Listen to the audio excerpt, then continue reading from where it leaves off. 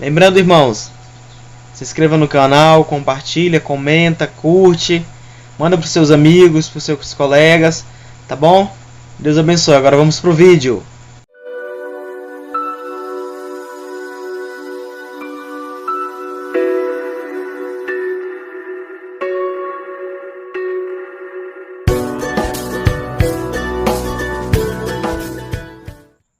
Olá, boa noite, a paz de Jesus, tudo bem com você?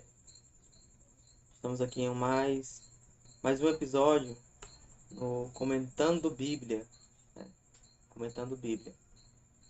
Nos episódios ou comentários anteriores, nos comentários anteriores, nós falamos sobre Gênesis, né?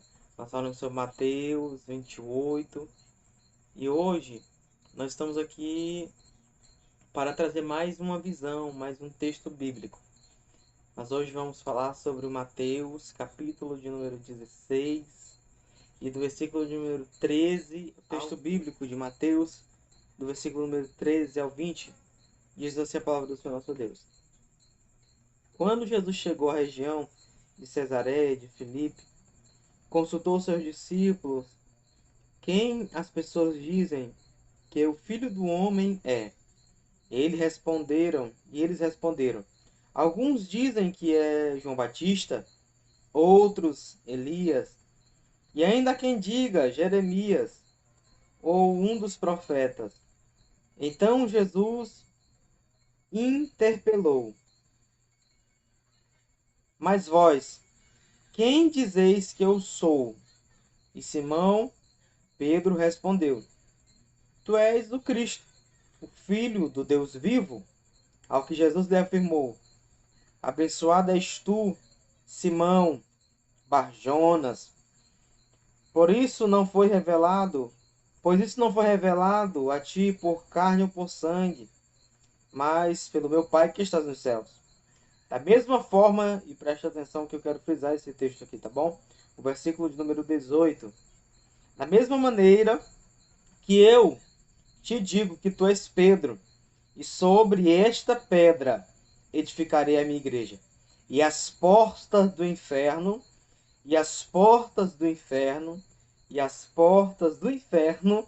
não prevalecerão contra ela. Eu darei a ti as chaves do reino dos céus. O que ligares na terra haverá sido ligado nos céus, e o que desligares na terra haverá sido desligado nos céus. Então ordenou aos seus discípulos que a ninguém dissesse ser ele o Cristo. Aleluia. Meus irmãos, que palavra maravilhosa. Que palavra abençoada. Para nós entrarmos nesse texto, nós temos que avaliar algumas coisas, tais como: Jesus chamou seus discípulos para estar ao seu lado, caminhando com ele. Ele, quando chamou seus discípulos, disse: olha, segue-me. E essa expressão de Jesus, segue-me, é um sinal de que deixa tudo e vem, né? Pedro deixou o seu barco, João deixou o seu barco, André, Bartolomeu deixaram seus barcos e foram com Jesus. Os discípulos que eram pescadores, outro que era coletor de impostos, outro que estava passando por ali, né? Cada um dos discípulos não estava desocupados, mas Jesus falou: segue-me, e eles seguiram. E no capítulo de número 16, olha o que o texto bíblico vai dizer. Jesus chega para os discípulos e fala assim: quem dizem que eu sou? Da multidão que anda com a gente, anda conosco, Jesus em média andava com 5.000 homens, então consecutivamente mais ou menos 5.000 mulheres, consecutivamente mais ou menos 5.000 crianças. Então com Jesus andava numa faixa mais ou menos aí aproximadamente 15.000 pessoas, né? Diariamente. E Jesus diz: quem que a multidão fala que eu sou? E os discípulos replicam: olha, uns dizem que você é Elias, outros dizem que é Jeremias, outros dizem que é João Batista, outros dizem que é um profeta. Aí Jesus replica os discípulos: mas vós, quem dizeis que eu sou? Isso aqui é um texto muito importante, irmão, porque Jesus, ele quer saber não simplesmente das multidões que andavam com ele, saber o que eles achavam de Cristo, mas ele também quer saber o seguinte: o que os discípulos acham que ele é? O que os discípulos acham que ele é? Isso aqui fala de amizade, porque nós temos diversos amigos e muitas das vezes esse amigo, nós para ele somos amigos, mas e dele para nós? O que nós somos? Jesus, ele estava fazendo uma pergunta para os discípulos, querendo saber o que eles pensavam do mestre, porque os fariseus diziam que ele era um mentiroso, os escribas diziam que ele era um mentiroso, as seitas, aquelas seitas daquela época diziam que ele falava por Beelzebul, que a seita dos fariseus, um dos fariseus falando, ele fala por Beelzebul. E Jesus queria saber o que os discípulos pensavam que ele era. E Pedro, ele toma a palavra dizendo assim: Senhor, tu és o Cristo, Filho de Deus. Aleluia.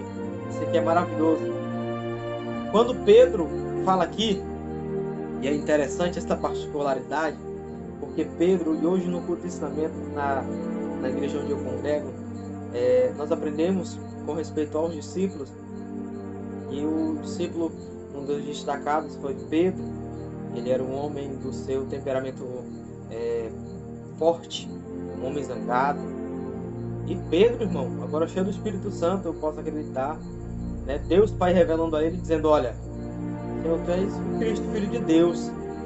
Jesus olha para ele e fala: olha, não foi sangue, não foi carne, não foi sangue que te revelou. Duas coisas, foi carne, sangue. Eu estava analisando isto, a gente pode fazer uma aplicação sobre isso. Jesus, ele está dizendo: só não foi carne, não foi de ti próprio, não foi de si próprio, Pedro, que chegou à conclusão que eu sou filho de Deus. Aleluia. Não foi de você mesmo que você teve a conclusão de que eu sou filho de Deus. Não foi. Foi o Pai que revelou. Segunda aplicação que a gente pode fazer: não foi carne, não foi sangue. O sangue, a gente pode fazer a aplicação. Não foi outras pessoas que te disseram. Não foi o Tiago, não foi o João, não foi o Bartolomeu, o Felipe, Timeu. Não foi nenhum deles. Não foi o Judas Iscariotes. Nenhum deles te revelou. Não foi de si próprio, não foi dos outros. Foi do meu Pai. E Jesus, irmão, no texto que eu falei que a gente vai frisar, Jesus fala para Pedro no versículo número 18. Olha o que o texto bíblico vai dizer, irmãos. Isso aqui é maravilhoso. Jesus olha para ele e diz assim: da mesma maneira eu te digo que tu és Pedro, e sobre esta pedra edificarei a minha igreja, e as portas do inferno não prevalecerão contra ela. Nós temos aqui duas particularidades. Primeiro, Jesus, ele irá, ou ele edificará, ele edifica a igreja sobre a pedra. Mas Jesus chega para Pedro e fala assim: Pedro, né? Eu te digo, tu és Pedro, mas sobre esta pedra edificarei a minha igreja. E sobre esta pedra edificarei a minha igreja. Pedro, no original grego, é Petros. Petros dá um significado de pedra, fragmento de pedra. Então, Pedro, seu original do seu nome Pedro, que é Petros, dá a ideia de pedra que pode ser quebrada, pedra que pode ser rocha que pode ser quebrada. E Jesus fala assim: Petros, né? O Petros de Pedro, rocha que pode ser quebrada. Mas, ou então, e sobre esta pedra. Aqui esse i é como se fosse um mais. Mas sobre esta pedra. Esta pedra é Petra. Petra é rocha projetada, rocha indestrutível, rocha como o texto bíblico de 1 Pedro, capítulo número 2, versículos 7 e 8, que nos fala: a pedra rejeitada, a pedra angular, a pedra rejeitada pelos construtores humanos, a pedra angular.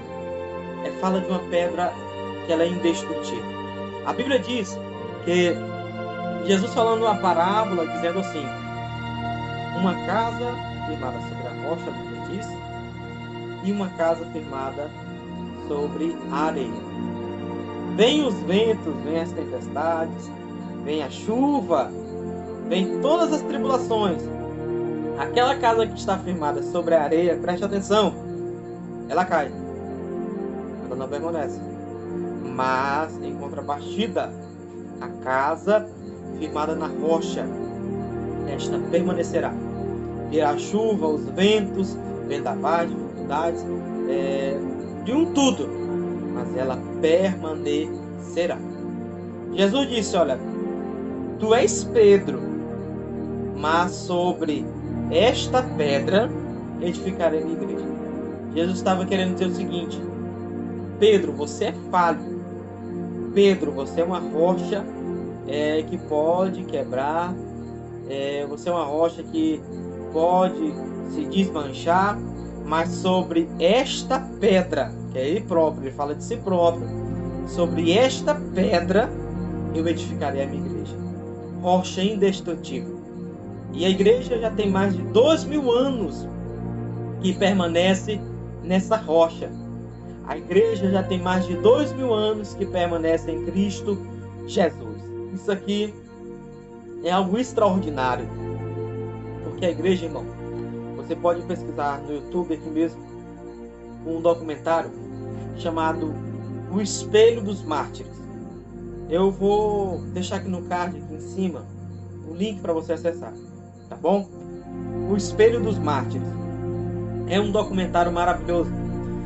Fala da morte dos apóstolos, da perseguição à igreja, os tipos de perseguições, que eram perseguições das religiões, e perseguições de reis, imperadores, perseguições neopapais, perseguições de todas as formas. Lá ele fala, até os dias atuais, os países do mundo onde os cristãos são mais perseguidos. Mas até hoje, irmão, a igreja permanece na rocha que é Cristo Jesus, aleluia. A igreja permanece até hoje.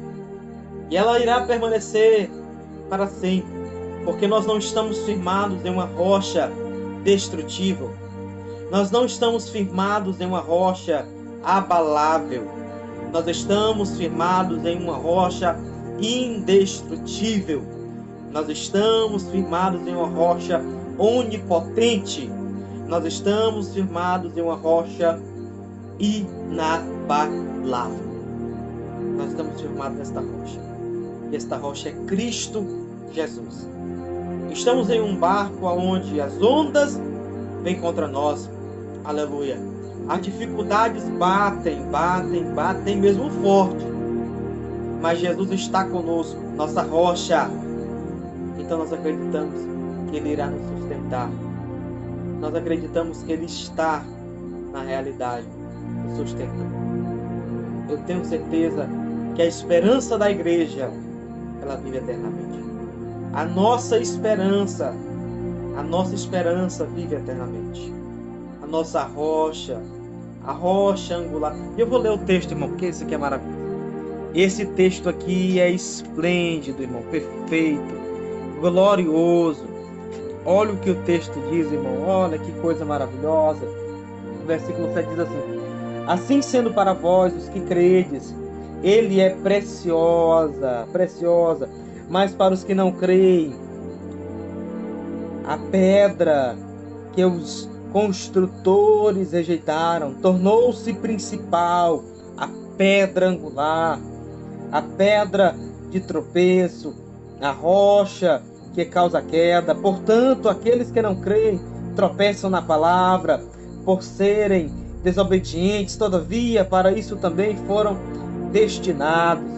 E olha o que o texto bíblico diz no versículo número 9: porém vós sois geração eleita, sacerdócio real, nação santa, povo de propriedade exclusiva de Deus, cujo propósito é proclamar as grandezas daquele que vos chamou, que vos convocou das trevas para a sua maravilhosa luz. Que coisa maravilhosa, irmão. 2 versículos aqui falam de Cristo, o 7 e o 8, mas o versículo número 9 fala sobre a igreja. Nós estamos firmados em Cristo Jesus, a pedra angular, a pedra de esquina, a pedra indestrutível. Você e eu estamos firmados nesta pedra. Fique com esta palavra em nome de Jesus.